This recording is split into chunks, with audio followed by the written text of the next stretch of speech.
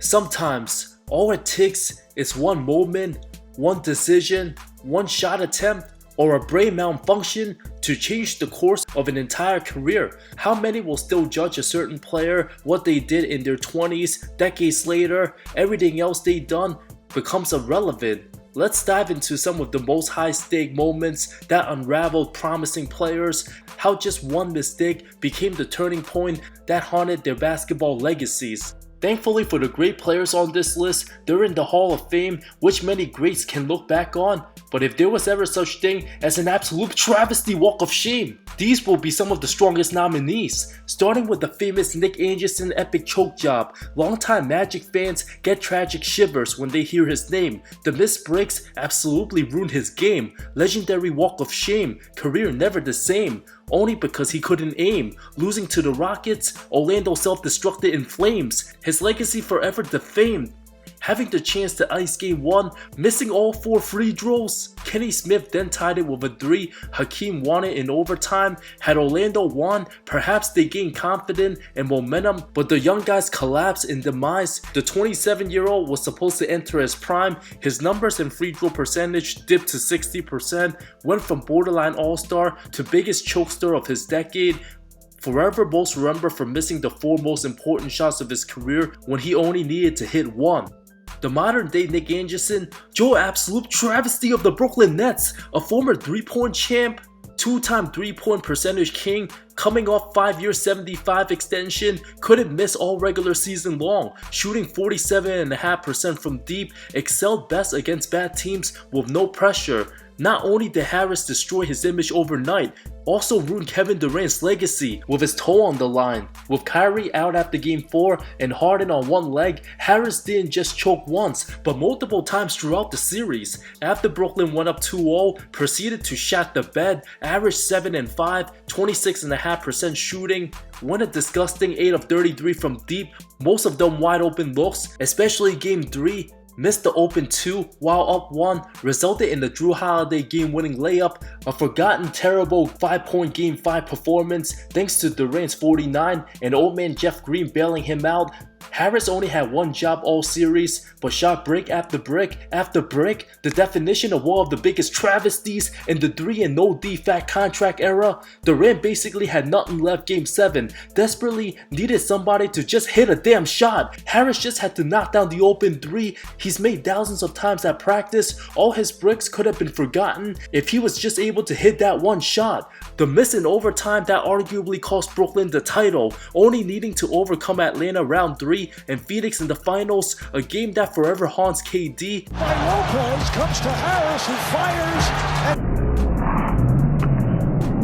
the defining game of Joe Harris's career, labeled as an epic choker, simply not built for the big moments. Shot so terribly, Giannis shot better from 3 for the series than pathetic no-show Joe. Became injury prone right after, lasted 3 more seasons, recently announced his retirement, single-handedly tanked the Nets' 2021 title dreams, disgusted fans, even burned his jersey right after. Ben Simmons of the Philadelphia 76ers, also 2021. It's one thing to choke by missing a shot, but when you're wide open for a layup at 6'10", the only guy near you a foot shorter, and you pass it up, the most important game of your life, there's absolutely no coming back from that cowardly of a meltdown. Pass the ball to shooting liability, Matisse Thybulle. Of course he wasn't gonna hit 2 free throws. Well, but that's when you know that the game is in your head. That's a dunk for Ben Simmons right there. You got. Up to that point, Simmons, a Defensive Player of the Year candidate, multiple-time All-Star, never truly got better after his rookie year, ignored his flaws. Many just begged him to shoot the damn ball. Those bad habits ultimately came back to bite him in the playoffs, blaming the organization for throwing him under the bus, cared more about collecting his money, became a clown in Brooklyn, warming the bench, tricked the world into believing he'll play in the playoffs. 57 games in 3 possible seasons, cited mental health concerns, plus a bad back, derailed his career. Could have been an MVP type player by now, but drew it all away, took the game for granted, fumbled the entire city of Philly. Many Nets fans forget he's even on the team. Many will forget he even played in the NBA. Wasted all that talent, relied too much on athleticism and physical gifts with a concerning back injury. Given he has no interest shooting the ball, his legacy about to be one of the biggest disappointments. Andrea Bargnani, the definition of a soft, lazy European. One of the biggest #1 pick failures, never bothered to improve, plays no D, averaged less than 5 rebounds for his career, arguably the worst player to ever average 20 points in a single season, king of empty stats. December 18, 2013, off the Knicks offensive rebound, no shot clock, up 2, proceeded to stupidly shoot the ball and miss. Walt Frazier disgusted. Shoots over 2. Offensive rebound, Chandler to Bargnani. What is he doing? What is he doing, folks? This brain fart of a moment and years of reputation for being lazy and unattentive defined Bargnani's entire career as a no IQ player who don't give a damn. Why would he shoot the ball? Why? The Knicks bench absolutely stunned, and a chance to ice the game. And Bargnani, for reasons only known to him, took the 3.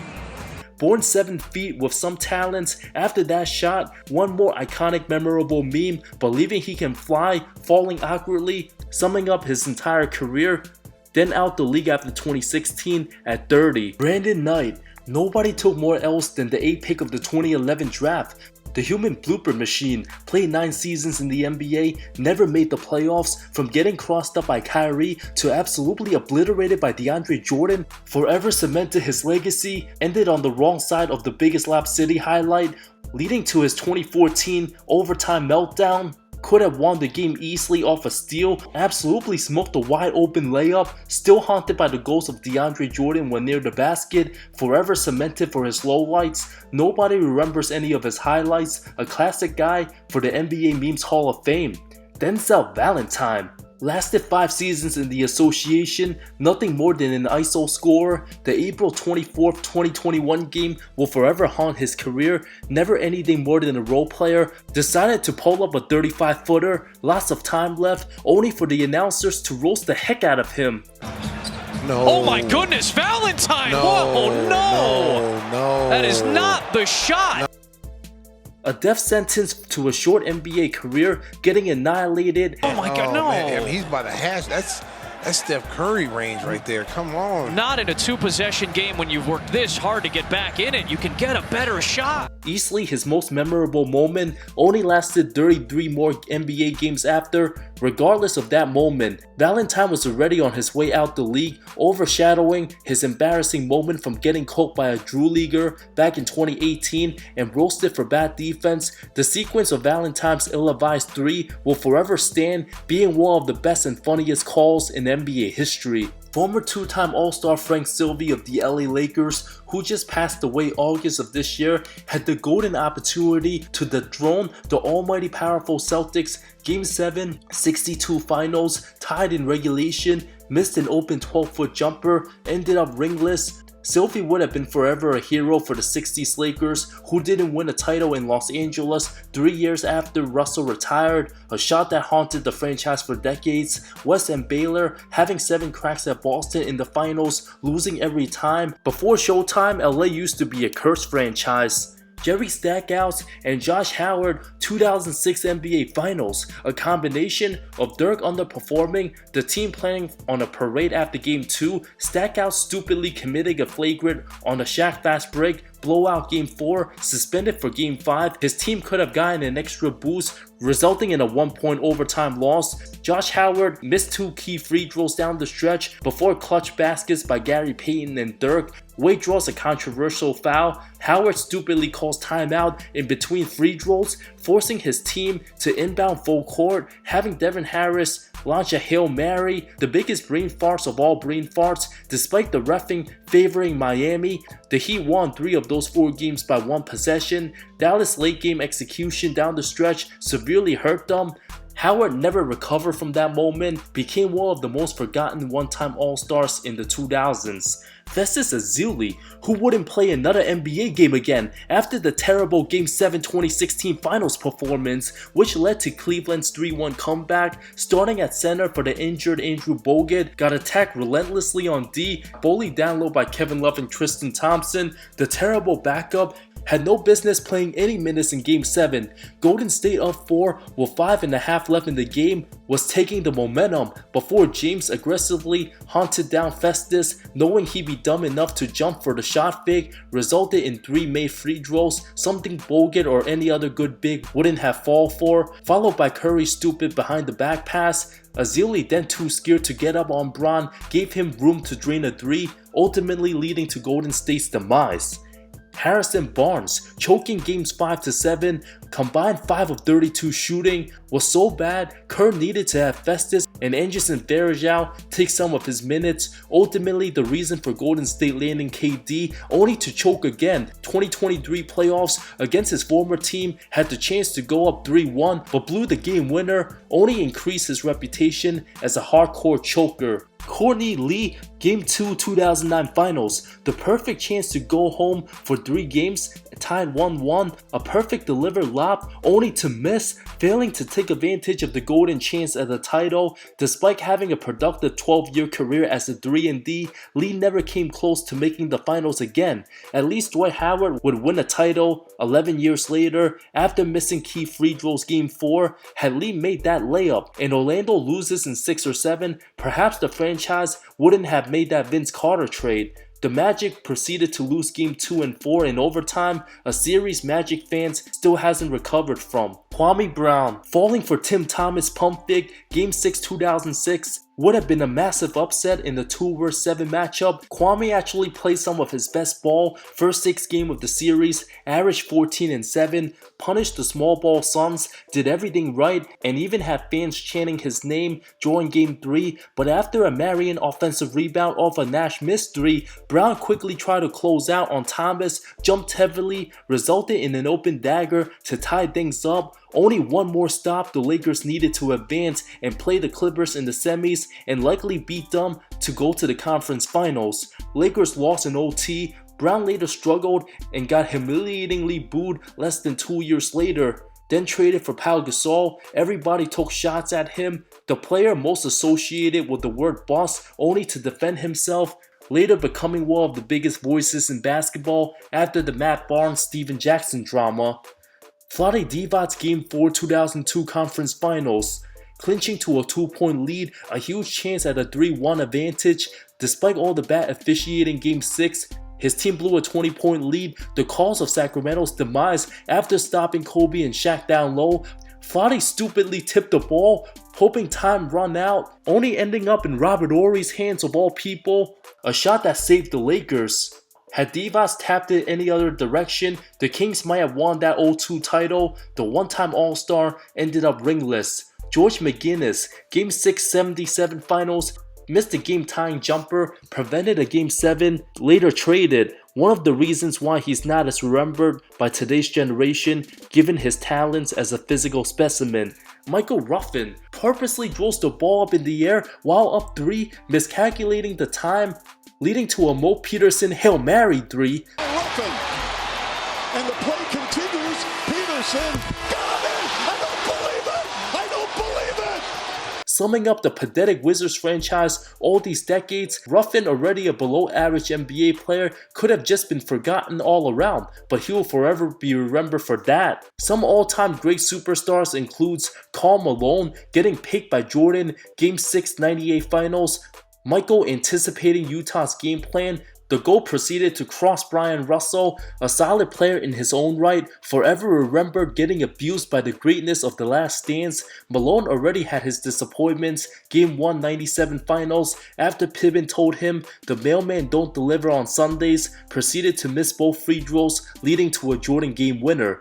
Vince Carter, viewed as the next MJ, attended his college graduation same day of Game 7 semis, 2001 Sixers, flew back in time, proceeded to miss the game winner, His final playoff game with the Raptors butted heads with the franchise for years, lost some superstardom from being in conversations with Kobe and AI. VC lost his invincibility, becoming just a great player, never quite a true MVP candidate. Patrick Ewing's Miss Bunny, Game 7 95 semis, close to chapter of 90s Knicks title dreams. John Starks getting blocked, trying to shoot over Hakeem going for the win. Game 6 94 finals forever haunted his legacy before a disgusting 2 of 18 Game 7 disaster class.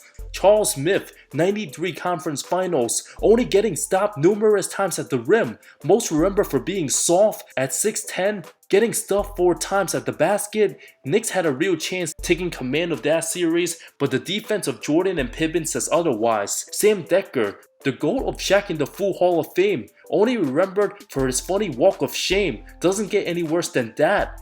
Wesley Johnson's disappointing career, remember for getting crossed by Harden. Antonio Daniels and Ty Lue, major victims getting crossed by Iverson. AD got dropped twice. Thankfully, Lue became a successful head coach, not just remembered for getting stepped over.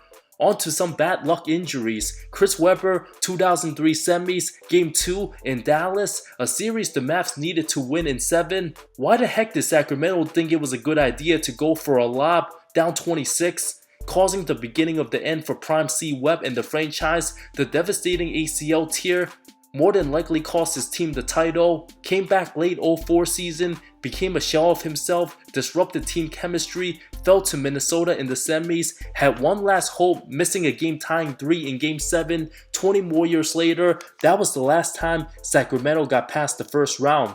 Derrick Rose, being in the game up 12 with 120 left, Coach Tibbs already had a reputation for playing his starters heavy minutes, being injury prone all season. Played 39 of 66 games with some nagging injuries. The ACL tear, the final blow to his superstardom. One bad turn and the knee blows out, resulted in extreme basketball tragedy. Had he just been on the bench, Chicago might have won the title.